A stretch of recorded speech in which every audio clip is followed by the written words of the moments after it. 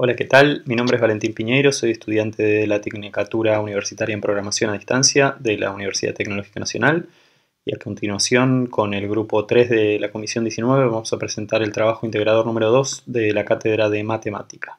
Hola, mi nombre es Danilo Peirano, de la carrera de Programación. Hola, buen día, mi nombre es Matías Pérez. Hola, mi nombre es Pérez Lucio y voy a pasar a presentar el trabajo. Básicamente lo primero que hicimos fue anotar nuestros DNI cada uno, siendo L Lucio, B Valentín, D Danilo, M1 es Matías y M2 es Marcos. Pasamos a conformar los conjuntos con dichos DNI y ahora mi compañero Matías Pérez le va a pasar a explicar las operaciones que hicimos con dichos conjuntos. Ahora vamos a hablar entre operaciones entre conjuntos, en este caso tomando como ejemplo el conjunto L y el conjunto B, en donde el conjunto L tiene como elementos el 0, el 2, el 3, el 4, el 5 y el 9, mientras que el B tiene como elementos el 2, el 3, el 4, el 5, el 6 y el 9. Empezamos con la unión, que se representa con este símbolo. La unión junta todos los elementos de ambos conjuntos pero sin repetir. Entonces la unión entre L y B da como resultado 0, 2, 3, 4, 5, 6 y 9. Luego tenemos la intersección, que se representa con este símbolo. Esto significa los elementos que están en ambos conjuntos al mismo tiempo. En este caso la intersección entre L y B da como resultado 2, 3, 4, 5 y 9. Luego viene la diferencia, que se escribe como L menos B. Esto significa todos los elementos que están en L pero no están en B. Solo el número 0 cumple esa condición, así que el resultado es 0. Y así, haciendo la operación B menos L, el resultado es 6. Por último tenemos la diferencia simétrica, que se representa con un triángulo y muestra los elementos que están en uno u otro conjunto, pero no en los dos. En este caso los elementos que no se repiten son el 0 y el 6. Estas operaciones nos ayudan a comprender conjuntos y entender qué tienen en común o en qué se diferencian. Bueno, ahora voy a pasar a explicar la parte de los diagramas de Venn. Como ejemplo vamos a tomar el diagrama de Venn de las operaciones que hicimos con los conjuntos L y B que vimos anteriormente explicado por mi compañero Matías Pérez. Para empezar, este diagrama en la parte superior tiene ambos elementos de cada conjunto respectivamente. En la parte central de lo que vendría siendo el diagrama tenemos la intersección, que son los elementos que comparten, como habíamos dicho antes. Después tenemos las diferencias L menos B y B menos L, que dan 0 y 6 respectivamente, y tenemos acá abajo anotadas la diferencia simétrica, sería 0 y 6, y también la unión de ambos conjuntos. Así que esto es todo por el documento. Vamos a pasar a explicar el código que hicimos en Python. Bueno, el programa que hicimos en Python comienza con una función llamada DNI_ASet, que básicamente lo que hace es tomar el DNI que le pasamos por parámetro y convertirlo, ordenarlo, convertirlo a un conjunto con el que después hacemos las operaciones. Básicamente lo primero que hace es convertir el DNI a string para después poder iterarlo. Crea una lista vacía llamada conjunto, donde después vamos guardando y vamos insertando la lista a medida que la vamos ordenando, vamos insertando los elementos. Después, a medida que se va iterando por cada número del DNI, se lo va convirtiendo en entero, y si ese número no está en conjunto, se lo agrega. Luego se hace una especie de algoritmo parecido a inserción. Básicamente va comparando los elementos y lo va insertando en la posición que le corresponde. Y luego, por último, retorna esta lista ordenada y la convierte a conjunto.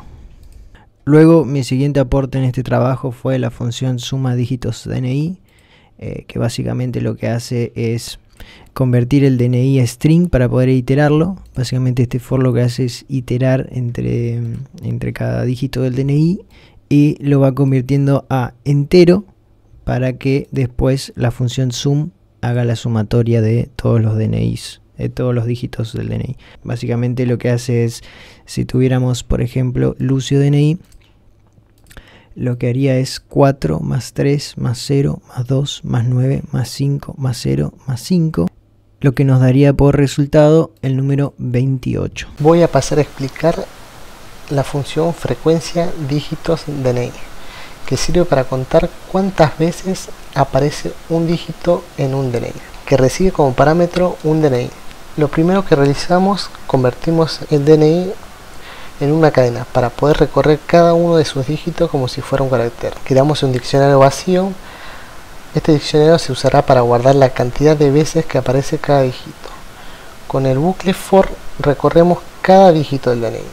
Con el método .get buscamos si el dígito ya está en el diccionario. Si el dígito ya está en el diccionario, le sumamos 1. Si no está en el diccionario, lo agregamos con un valor inicial de 0. Al final, devolvemos este diccionario con la cantidad de veces que aparece cada dígito. Si ejecutamos el código, veremos que, por ejemplo, para el DNI de Lucio nos aparece que el dígito 4 aparece una vez, el dígito 3 una vez, el dígito 0 dos veces, el dígito 2 una vez, el dígito 9 una vez y el dígito 5 dos veces. Hola, ¿qué tal? Mi nombre es Marcos Pousada y pertenezco al grupo 3 de la comisión 19 de la Tecnicatura Universitaria de Programación a Distancia de la UTN. En esta oportunidad voy a explicar una parte del código presentado para el trabajo práctico integrador y es la función operaciones. Esta función le solicita al usuario que elija dos personas del diccionario global de conjuntos para comparar los dígitos de su DNI que previamente fueron convertidos a set por la función DNI a set. La función primero imprime las instrucciones al usuario.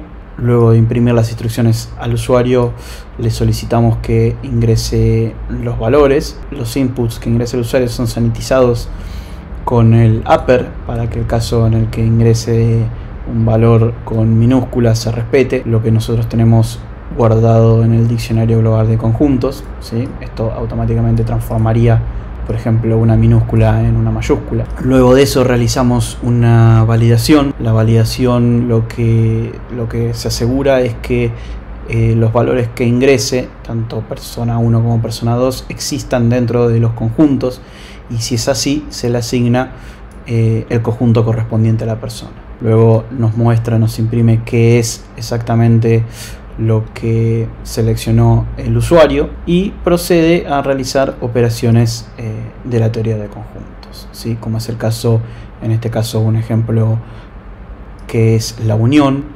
El operador de unión se representa en este caso con un pipe, y la intersección, que en este caso la operación se representa con un ampersand. Si bien pueden parecer operaciones matemáticas comunes, no lo son. Son sets que ejecutan operaciones de teoría de conjunto. Más adelante seguiremos viendo ejemplos de distintas operaciones. Muchísimas gracias y saludos. En mi parte, me encargué de programar y analizar dos operaciones entre conjuntos: la diferencia y la diferencia simétrica de los DNIs. Primero, la diferencia simétrica muestra los dígitos que aparecen en un conjunto o en el otro, pero no en ambos a la vez. Por ejemplo, si Lucio tiene los dígitos 0, 2, 3, 4, 5, 9 y Valentín tiene 2, 3, 4, 5, 6, 9, la diferencia simétrica da 0, 6, porque en el 0 solo está en Lucio y el 6 solo en Valentín. Después, la diferencia simple compara en ambos sentidos. Primero, qué dígitos tiene Lucio y no tiene Valentín, que es 0, y después qué dígitos tiene Valentín y no tiene Lucio, que es 6. Esto permite ver qué tiene uno que el otro no, y viceversa. Este análisis es útil para comparar rápidamente qué tan similares o diferentes son los DNIs entre personas. Para explicar las expresiones lógicas en lenguaje natural, primero voy a enumerar las expresiones que redactamos. La primera es: todos los conjuntos tienen al menos un elemento exclusivo. Esto se comprobaría si todos los conjuntos tienen al menos un elemento que solo se encuentre en ese conjunto y en ninguno de los otros. Bien, la segunda es, uno de los conjuntos está completamente contenido en otro. Esto se comprueba si todos los elementos de un conjunto se encuentran dentro de otro conjunto. Y por último tenemos la expresión, si la intersección de todos los conjuntos contiene un solo dígito, se le considera un dígito representativo del grupo. Esto se comprueba si al realizar la operación de intersección entre todos los conjuntos, el tamaño del conjunto resultante o la cantidad de elementos del conjunto resultante es igual a 1. Bien, en cuanto a la implementación en Python, definimos estas funciones exclusivos para chequear la expresión lógica de que si todos los conjuntos tienen un dígito exclusivo. Usamos loops anidados, usamos este operador en este caso para generar esta variable que llamamos unión de otros, operador de unión.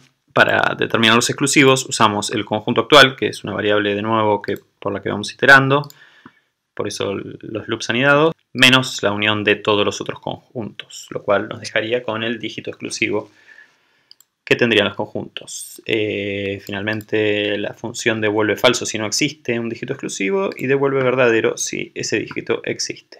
Bien, en cuanto a la función, la siguiente función, el contenido en otro, es para chequear la expresión lógica de si un conjunto está completamente contenido en otro.